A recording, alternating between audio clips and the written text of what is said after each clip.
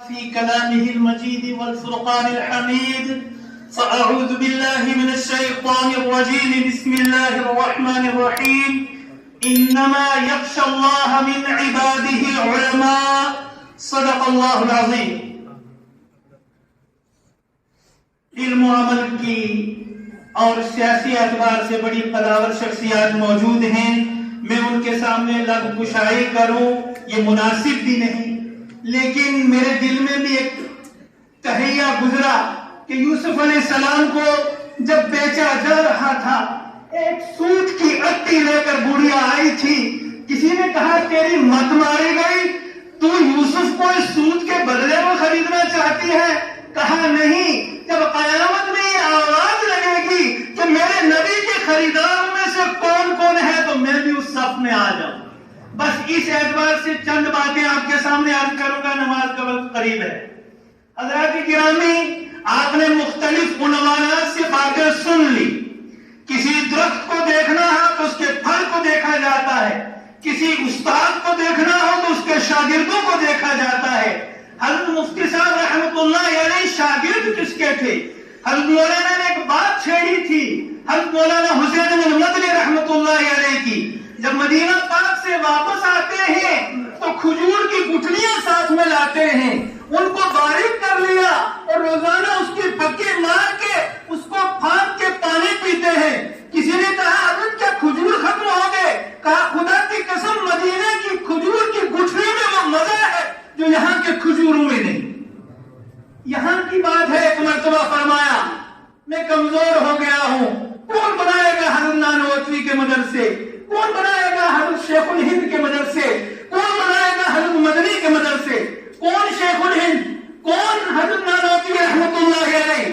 ذرا میرے احباب توجہ فرمائیں. وہ نانوتوی رحمۃ اللہ علیہ جنہوں نے اشعار کی ایک لمبی لسٹ بنائی، لیکن اس کے بیچ میں چند اشعار تھے، وہ دو شعر آپ کی نظر کرتا ہوں. فرمایا تمنا لاکھ ہے مگر بڑی امید ہے یہ کہ ہو سگانے حرم میں میرا نام شمار.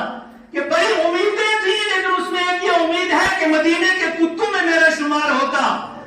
پھروں تو میں سگانے مدینہ کے ساتھ پھروں، ماروں تو کھائیں مجھے مدینے کے مورمات. کہ میں اگر گھوموں پھروں تو مدینے کے کتوں کے ساتھ گھوموں، اور اگر میری موت آئے تو مدینے کے درندے اور پرندے مجھے کھا جائیں. یہ وہ عاشقان رسول تھے. اور خدا کی قسم حضرت مفتی صاحب رحمۃ اللہ علیہ اپنے اکابرین کی نشانی تھے، اپنے اکابرین کی صحیح نشانی تھے.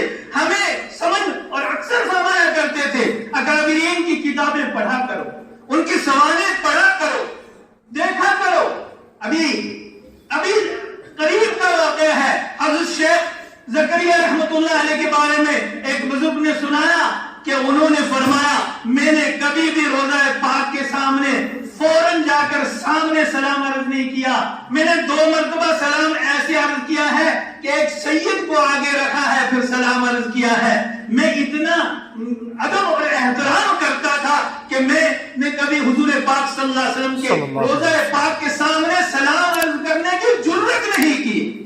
یہ وہ اکابرین تھے جن کے پاس حضرت نے ذہن و تلمس طے کیا، جس کی وجہ سے الحمدللہ علم و معرفت کے اندر اور ہر میدان کے اندر اللہ تعالیٰ نے حضرت مفتی صاحب رحمۃ اللہ علیہ سے کام لیا.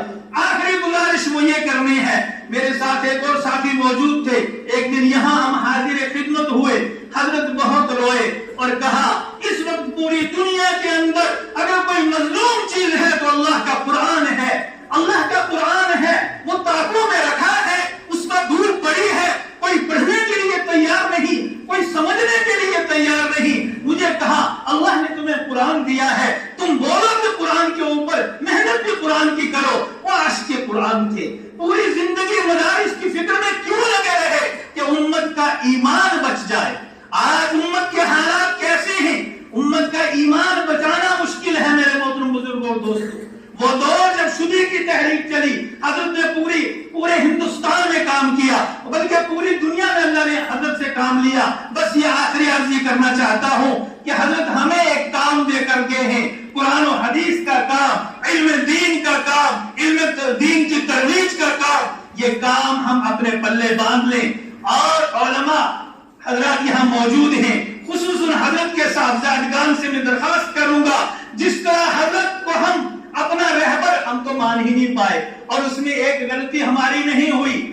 ابھی ایک پچھلی مجلس میں مفتی نظام صاحب فرما رہے تھے کہ حضرت کے لوگوں نے قدر نہیں کی۔ اصل میں حضرت نے اپنا آپ کسی کو دکھایا ہی نہیں، وہ اتنے گمنام تھے، وہ فنا فی اللہ کی حالت میں اتنے گمنام تھے کہ ہم کیا سمجھتے حضرت کیا ہیں۔ اس لیے اب ان صاحبزادگان جو حضرت کے ہیں، ان سے میری گزارش ہے کہ یہ آگے آئے اور اسی طریقے